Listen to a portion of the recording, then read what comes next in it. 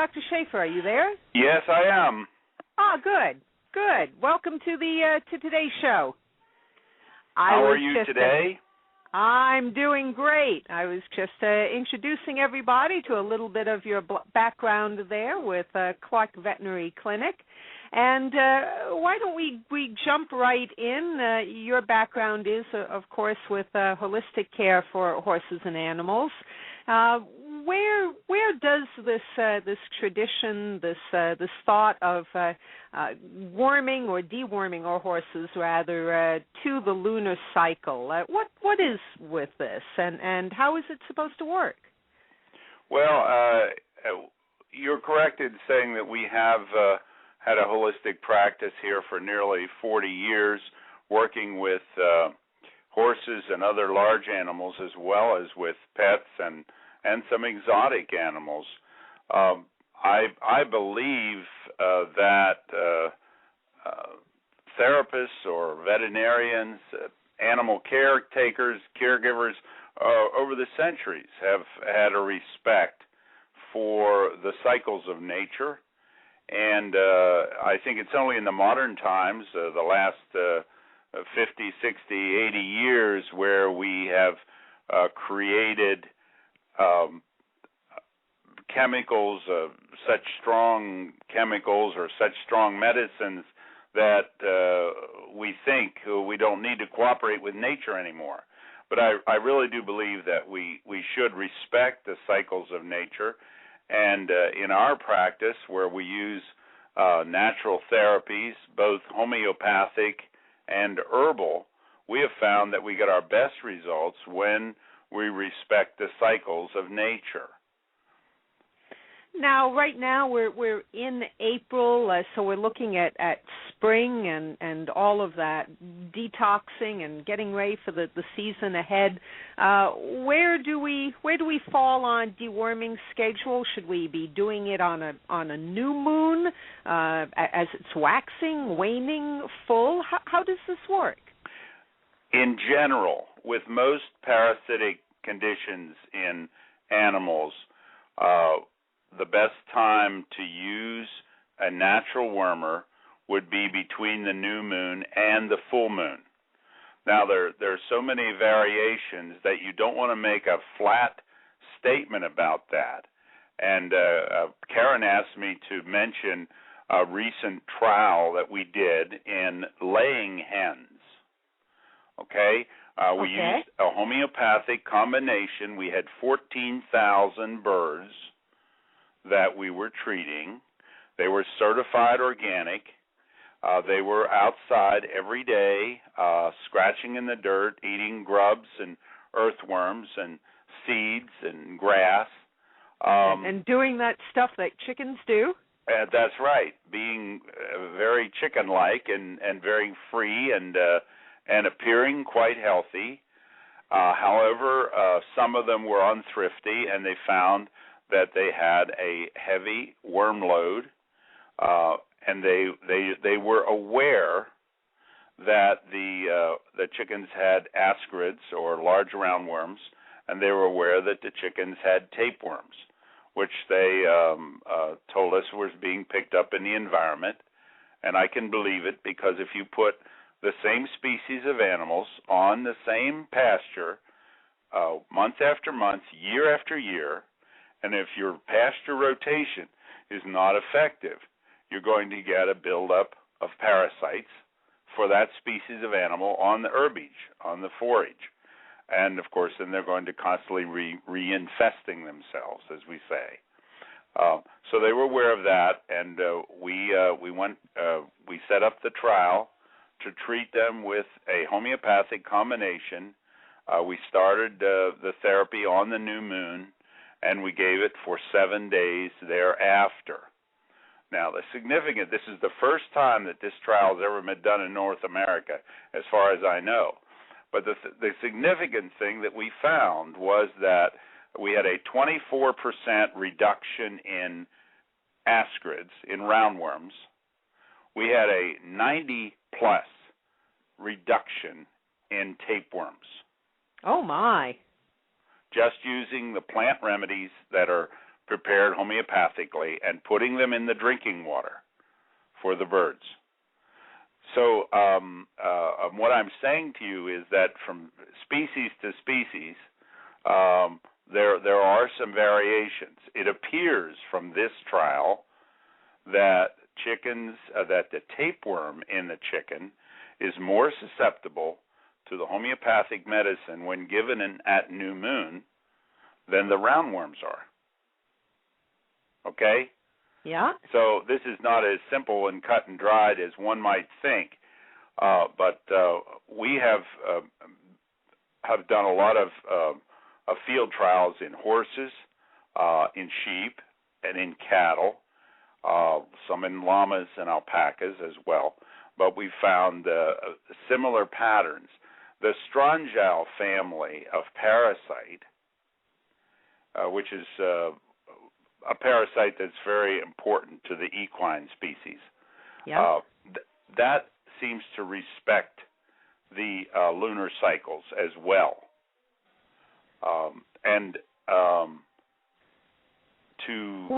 Is there any explanations as to why that is? Are they feeling some kind of a pull, as we see with a relationship between moon and tides, or how do they sense this respect? Do we know? That would be interesting if we knew.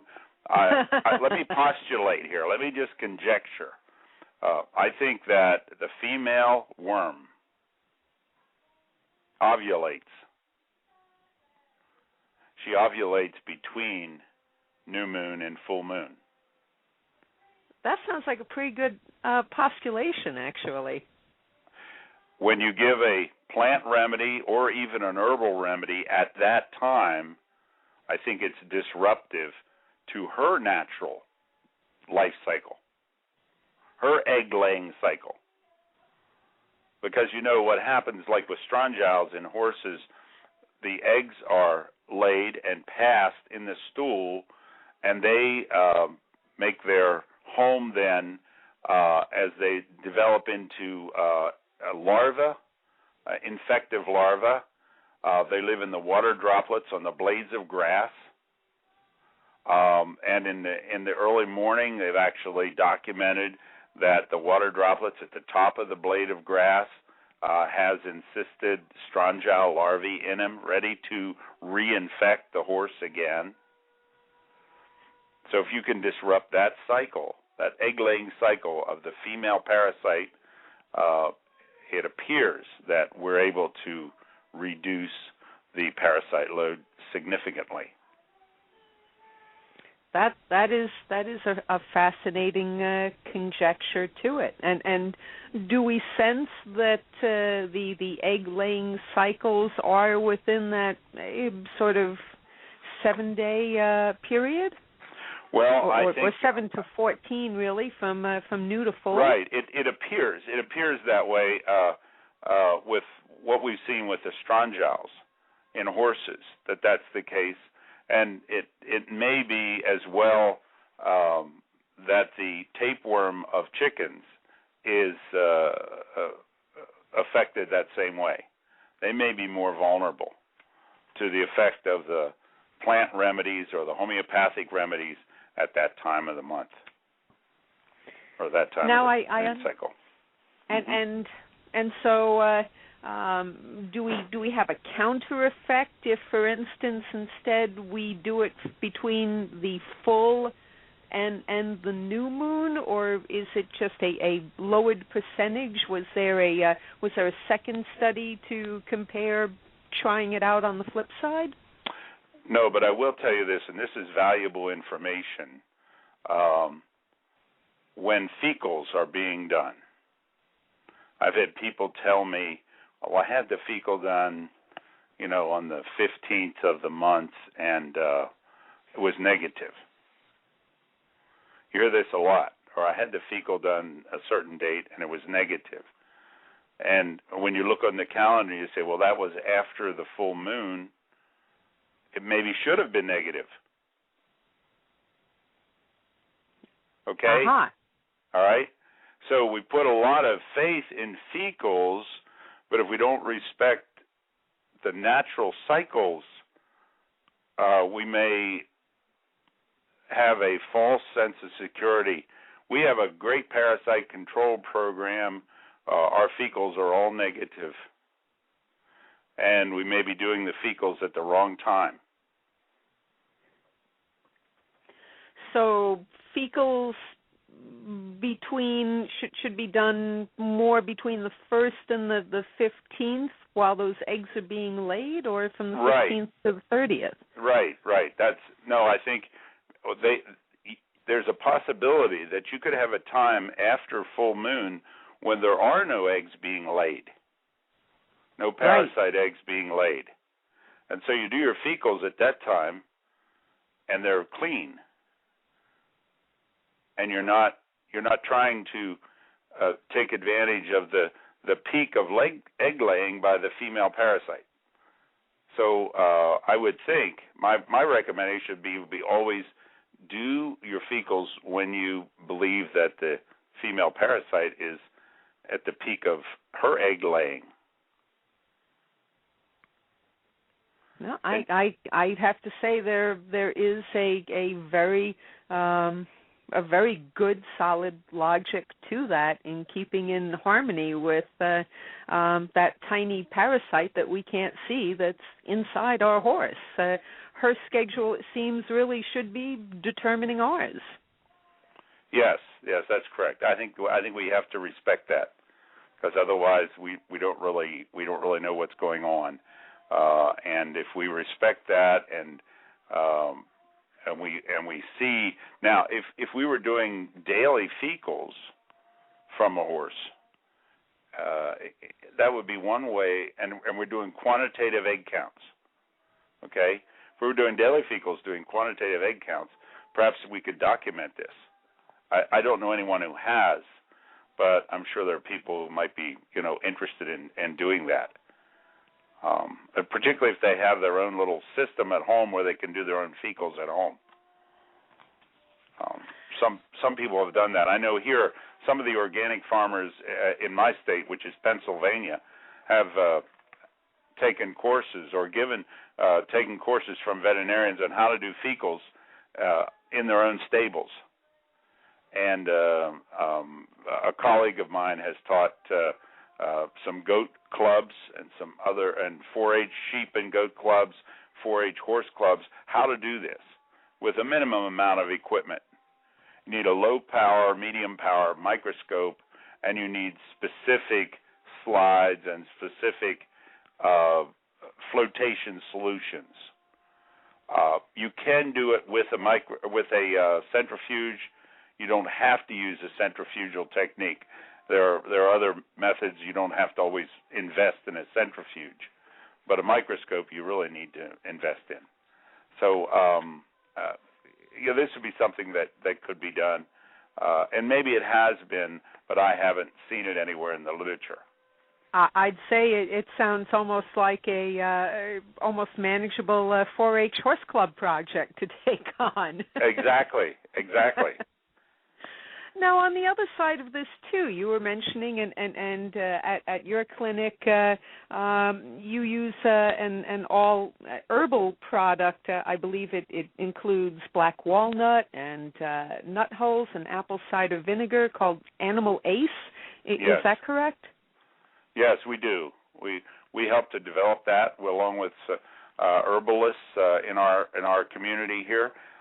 We've been using this actually for all species for a number of years with good results, and we respect the cycles at that time too. We try to give that product at the same time. The nice thing about an organic farmer doesn't have a lot of options. Organic farmers can't use antibiotics, they can't use tranquilizers, they can only use certain chemical wormers if there's a prescription from a veterinarian. So they're quite limited. But we found that even in difficult areas that we could alternate the homeopathic wormer at certain seasons of the year and use the herbal wormer at another time of the year, and that we were getting good results. We were keeping our animals healthy, productive, and able to do whatever they were intended to do, whether it's showing or working with horses, whether it's working with dogs or hunting with dogs, whatever they were intended to do, they were able to do that well by alternating the herbal product, Animal Ace, and then using one of the homeopathic products, either one that's custom made, which we often do for specific herds and specific farms, or using a really good product like Worm Clear, which is made by equiopathics, making Worm Clear, which is truly homeopathic, but it is a combination of several different plant remedies. I was just about to mention Worm Clear, because the Animal Ace, if I have this correctly, the ingredients include the apple cider vinegar, black walnut, nut hulls, hyssop. Am I correct pronouncing that correctly? Hyssop, yes. And aerial pars of wormwood, milk thistle, and myrtle, as well as cloves, echinacea, and natural minerals. That's a really that's a broad combination. Well, it is, and on its own, it's kind of like highly nutritional. To kind of a nutritional supplement that you could give, and actually, it has been given daily for more than 2 weeks. I mean, we've given it to some cases where, and this kind of opens up another topic, but your listeners really need to know about this too. But there's sometimes when you are in a situation where the pastures are really contaminated. Mm-hmm. In other words, I'll tell you about one of my neighbors. He used to raise beef cattle, and he sold all his beef cattle, and 2 years later, he brought in thoroughbred horses, same pastures. Mm-hmm. 2 years. I was doing fecals on his horses. I kept coming up with trichostrongyles. Well, trichostrongyles is a species of strongyle that affects both cattle and horses. Those parasites lived 2 years on those pastures, and then they infested the horses when the horses went on to the pastures, okay? Yeah. Other people will move maybe their animals into an area like a low meadow where there's a lot of moisture, and the parasites just have a wonderful time living there, whether they're tapeworms or strongyles or maybe even liver flukes. And so when you have a situation like that, I like to alternate the therapies as much as possible, using several different homeopathic combinations, and as well as Worm Clear, as well as Animal Ace at different times of the year. And then the second thing is to do what you can to balance those soils, to balance the minerals in the soil so that the soil isn't necessarily a healthy place for the parasites to live. Absolutely. Make their environment as inhospitable as possible. That's exactly right, L.A. Now, when you say to use these or to alternate several times a year, does each of these, do they have to be given daily for a week or two, on a 4-month basis? I know every horse is an individual, but what kind of a cycle and how often do we have to use these? Well, under normal circumstances, if you would treat your horse, say here we are in the spring, it's April, let's say that in normal conditions, without a lot of overcrowding and a lot of pasture abuse or too many animals on one small area, If you had, say, 1 acre or 2 acres per horse, I would think that a treatment in the month of April, a fecal next month to see what is going on, or maybe several fecals to make sure that your program is working. And then if you're still getting positive fecal counts, come back in May or June and do it again. That's what I would recommend. And then in the fall, I would do the same thing. Come back in October and give a treatment. Do fecals, say in November. See where we are. If it looks like we should do it again, we'll give another treatment in November. That sounds like a good manageable system, and that the most important part of that indeed is doing that fecal and finding out where you are first. Regardless of your program, you really ought to use every diagnostic tool that you can to see if your program is working. Now, with the worm clear, does that use some of the same herbs we mentioned before? What is in that homeopathic combination? There are all plant remedies. All plant. And there are. It's a different combination. It was developed by Dr. Farrington in Ireland, and they are homeopathically prepared. Now, perhaps there may be a few of your listeners that do not know what that means when you say homeopathically prepared. But the plant remedies are harvested and generally soaked in either distilled water or maybe distilled water and grain alcohol for a period of time, a prescribed period of time, several days perhaps. And then they are cold pressed. And that makes a mother tincture of a homeopathic medicine, okay? Now you have your mother tincture. The homeopathic pharmacist or the homeopathic manufacturing group will take that and they will dilute it and shake it 1 or 2 or 3 times before they consider it a finished product. And what this does is it retains the medicinal value of that plant, but it reduces any side effects which might come from the crude plant itself. Gotcha. So nothing in the system is overwhelmed by introducing anything too unfamiliar to it. That's correct.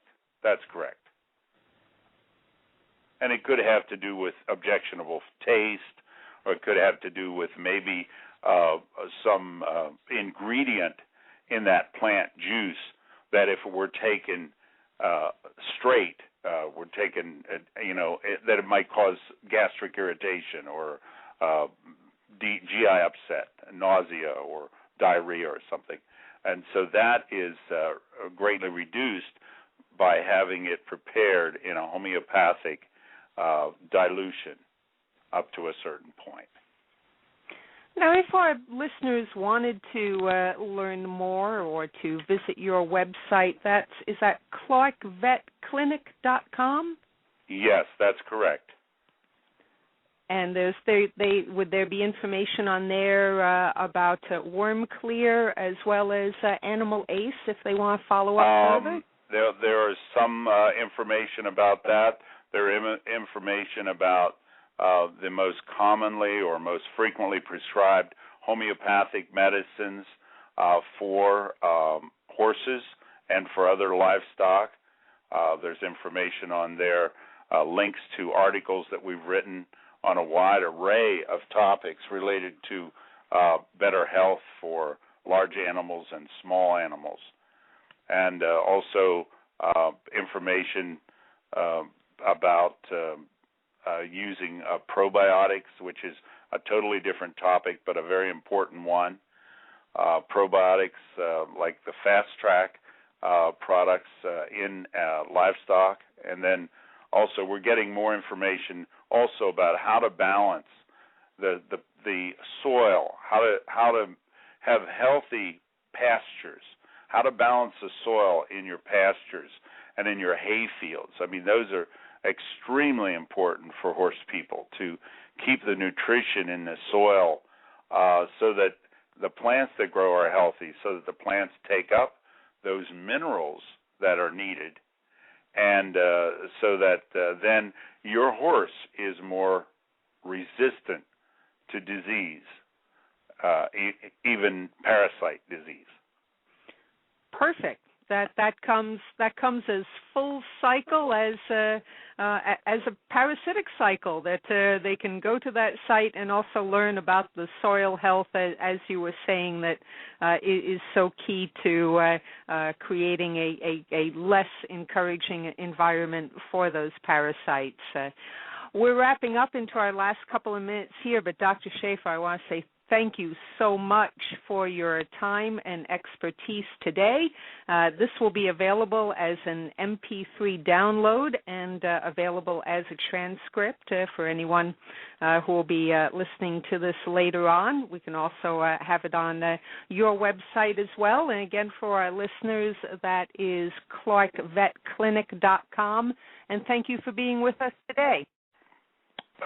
Thank you for having us on. We really appreciate it, and look forward to if someone has some issues they want to follow up, well, they certainly can contact us after they check the website.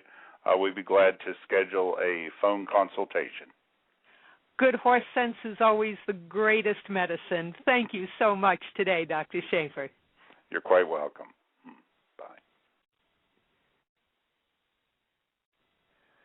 And that's today's Holistic Horse Radio. I'm your host, L.A. Pomeroy.